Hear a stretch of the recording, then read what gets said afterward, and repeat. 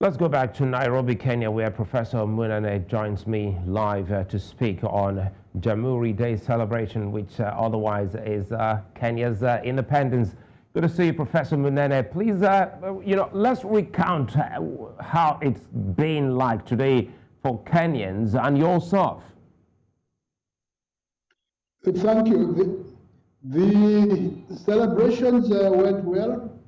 There was not as much emotion as before, but it was the beginning for President Ruto's administration, his first ceremony, Jamhuri Day ceremony, and there was expectation that you come up with some policy guidelines for the future.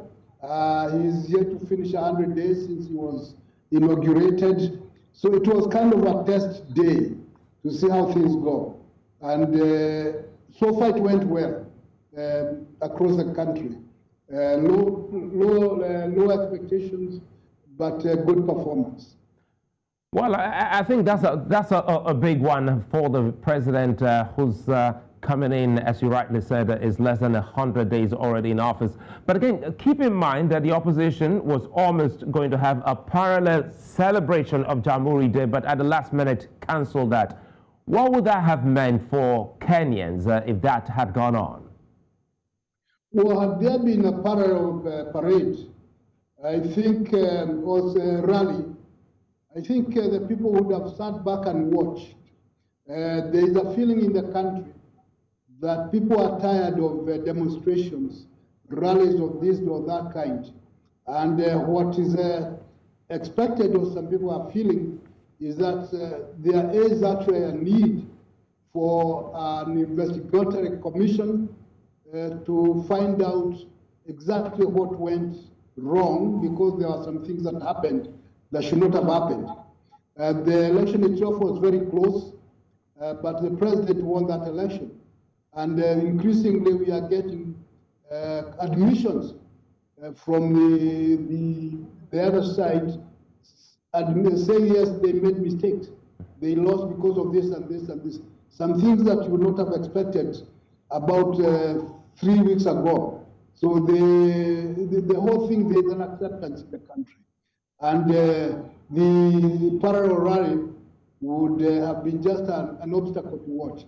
One of the interesting things is that the president has said he would not have stopped it, but something came in between.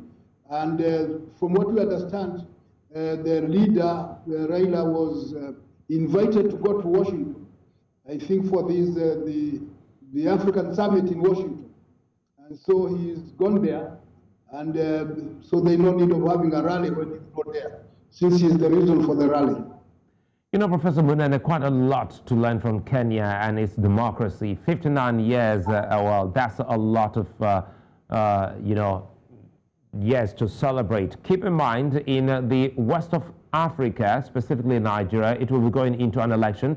Take for us some lessons from Kenya that Nigerians should look forward to, specifically the handshake which we saw in Kenya then between the former president Kenyatta and of course Raila Odinga, and the turnaround that we've seen from the opposition for not having a parallel independence celebration. What is Africa learning from Kenya? Well, Kenya stands out as an example on many things. One, resiliency in the public arena, and the desire to go on after the fact. The political leaders may have different opinions, but the voters seem to have their own minds, because they do not always follow what the leaders want. They decide on their own, and so that's why you have such kind of different results. But the rest of Africa can learn that the people, particularly the people themselves, not so much the leaders, that everything is in their hands, and they are the ones to show the direction. And when the leaders make mistakes, they tell them you are messing up. And when that becomes the people own the whole system, it helps. And of course, there is that fear, both sides fearing that things might go out of hand. And so there is a tendency to reach out in the interest of the country. that they try to find ways of reducing tensions. And once they reduce tensions, things go on. So there's a lot of things to be understood. And there's a lot of things to lose for the leaders and the people. So that fear of losing everything, or as much as possible, tends to bring people together to lessen the tension. All in the interest of the country. I'd like to thank you for your time, Professor Munene, and happy Jamhuri Day celebration. Thank you very much.